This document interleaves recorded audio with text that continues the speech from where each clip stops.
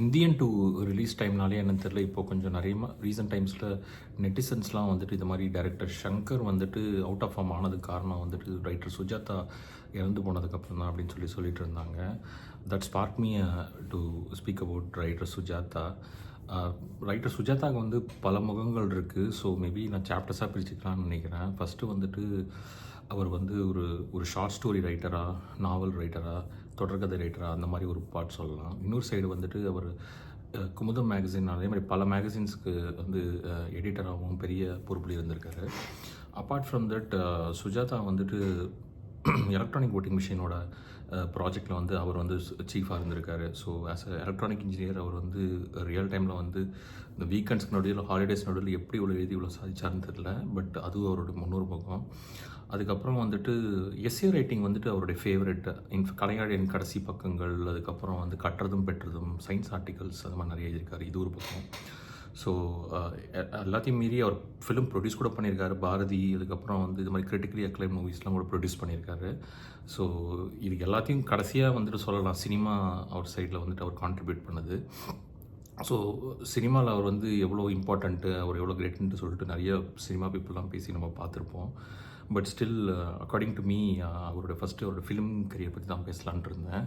So அவரோட writing என்ன special அப்படின்ட்டு பேசிக்லி வந்துட்டு எல்லோரும் சொல்லுவாங்க, சுஜாதா வந்து சுவாரஸ்யமாக எழுதுகிறாரு, அதே மாதிரி வந்துட்டு ஜனரஞ்சகம் எழுதுகிறாரு அப்படின்லாம் சொல்லுவாங்க. அது வந்து ஓகே. பட் எக்ஸாக்ட்லி என்ன பாயிண்ட்டுன்னு சொல்லணுன்னாக்கா, அவருடைய ரைட்டிங்கில் வந்து எப்போவுமே அவரோட வாய்ஸ் ஒன்று ஸ்ட்ராங்காக இருக்கும். சுஜாதா என்ற அந்த பர்சனாலிட்டியோட வாய்ஸ், அந்த ஆளுமைன்னு சொல்லுவாங்கள்ல. ஸோ சுஜாதா வந்து basically is a sophisticated elite and also like highly educated and also ஒரு மாதிரி சென்சிட்டிவ் அண்ட் ரொம்ப ஷார்ப் பர்சன். அவருடைய அப்சர்வேஷன்ஸ்லாம் ரொம்ப நல்லாயிருக்கும். ஸோ அவரை மாதிரி ஒரு இன்டலெக்சுவல் வந்து இந்த மாதிரி ஒரு ஒரு ஒரு ஒரு விஷயத்தை ஷேர் பண்ணும்போது, அது பாசாங்கு பற்றியாக இருக்கட்டும், இல்லை ஒரு கேரக்டரோட இன்டெப்த்தாக போய் அவன் ஏன் பண்ணுறான்றதை வந்து உணர்ந்து அதுக்கேற்ற மாதிரி ஒரு கேரக்டர் கிராஃப் கொடுக்குறதா இருக்கட்டும். ஸோ சுஜாதா வந்து இந்த மாதிரி விஷயங்கள்லாம் வந்து அவரோட இதை பதிஞ்சிருந்தார்.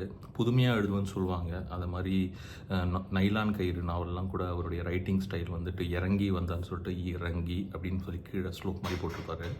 ஸோ இந்த மாதிரி வந்துட்டு அவருடைய ஸ்டைல் வந்து எப்போவுமே கொஞ்சம் டிஃப்ரெண்ட்டாக இருக்கும். இன்ஃபேக்ட் 80s 90s வந்து ரொம்ப மேகசின்ஸ்லாம் பூமான சமயம். அப்போல்லாம் இன்டர்நெட்டு மொபைல் அவ்வளோ இல்லாதனால அப்போ வந்து அவர் ஆல்மோஸ்ட் ஸ்டார் ரைட்டர் தான் சொல்லணும். இன்ஃபேக்ட் அவருடைய காலேஜ் ஏதோ ஃபங்க்ஷனுக்கு போய் வந்து ஆட்டோகிராஃப் கேட்டு அவ்வளோ கூட்டம் வந்ததாகலாம் கேள்விப்பட்டிருக்கேன், நான் படிச்சிருக்கேன். So Sujatha is basically a star. அதனால் வந்து ஃபிலிம் பொறுத்த வரைக்கும் அவர் வந்துட்டு பெருசாக ஒன்றும் கிளிக் ஆகலை. பட் ஸ்டில் ஷங்கரோட அசோசியேஷன் வந்து ரொம்ப ஸ்பெஷலாக இருந்தது. மணிரத்னம் அசோசியேஷன் வந்து ரொம்ப ஸ்பெஷலாக இருந்தது. ரோஜாங்கிற படம் டைட்டில்லேருந்து அந்த கேரக்டர்லேருந்து அது அவருடைய சிறுகதையை தருவி எடுக்கப்பட்ட படம் தான் அது.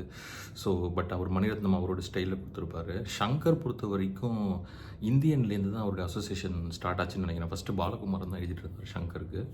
ஸோ இந்தியன் படத்தில் வந்துட்டு இந்த சமூக பிரச்சனை அதுவும் வந்து இவரோட ஃபேவரட் ஏரியா சுஜாதாக்கு. நீங்கள் நகரம்னு ஒரு சிறுகதை படிச்சிருப்பீங்கன்னு நினைக்கிறேன், ரொம்ப ஃபேமஸ் அது.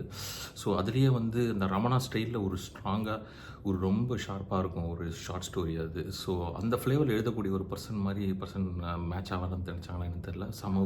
Shankar and Sujatha God connected.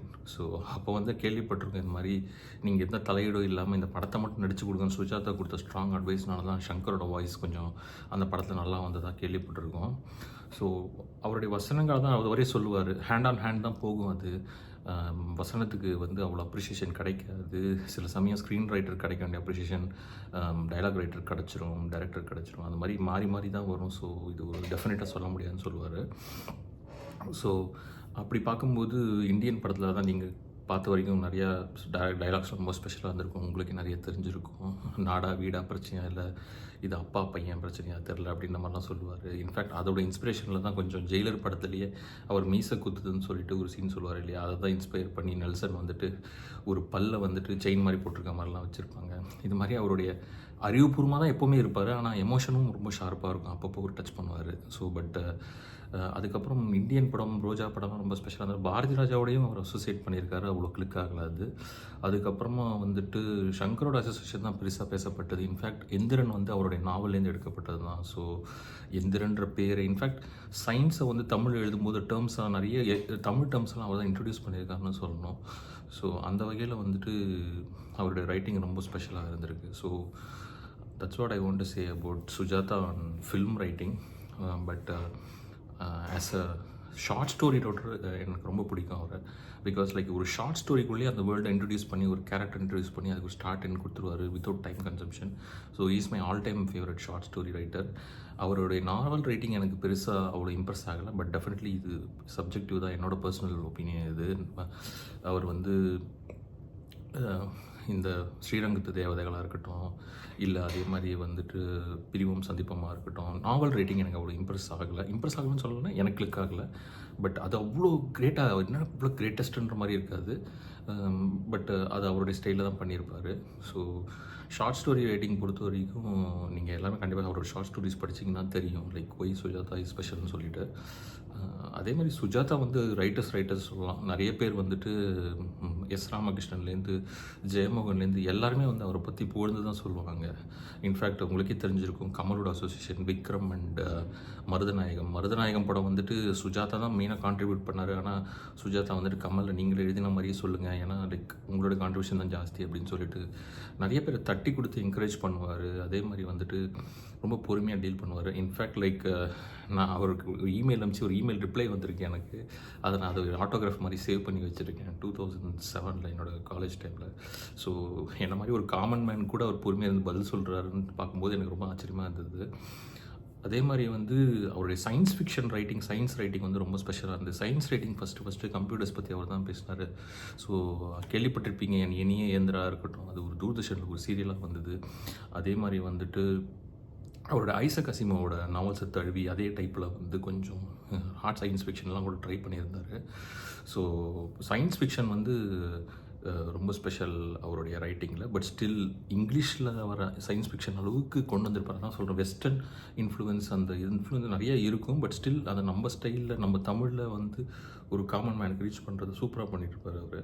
Science articles பற்றி சொல்லவே தேவையில்லை. கட்டுறதும் பெற்றதும் வந்து ரொம்ப ஃபேமஸ் ஆனந்த விடன் வந்தது. ஸோ அதில் வந்துட்டு எந்த ஆர்டிக்கலாக இருக்கட்டும், எந்த சப்ஜெக்டாக இருக்கட்டும் பூந்து விளையாடுவார் அவர். அதே மாதிரி வந்துட்டு சயின்ஸ் ஃபிக்ஷனுக்கு தான் அவர் he wanted to be famous I believe. But ஆனால் அது வந்து அவர் ஓரளவுக்கு அதையும் முத்திரை பதிச்சிருக்காரு.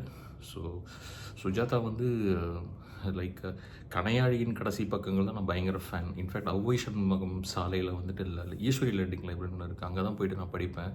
அதில் வந்து இது மாதிரி இவரோட ரேர் புக்ஸ் எல்லாம் இருக்கும். இப்போ வந்து எல்லாமே நெட்லேயே எல்லாம் கிடைக்குது. பட் ஸ்டில் அந்த கணையாழியின் கடைசி பக்கங்கள் வந்துட்டு எனக்கு most favourite piece of writing தான் சொல்லுவேன்.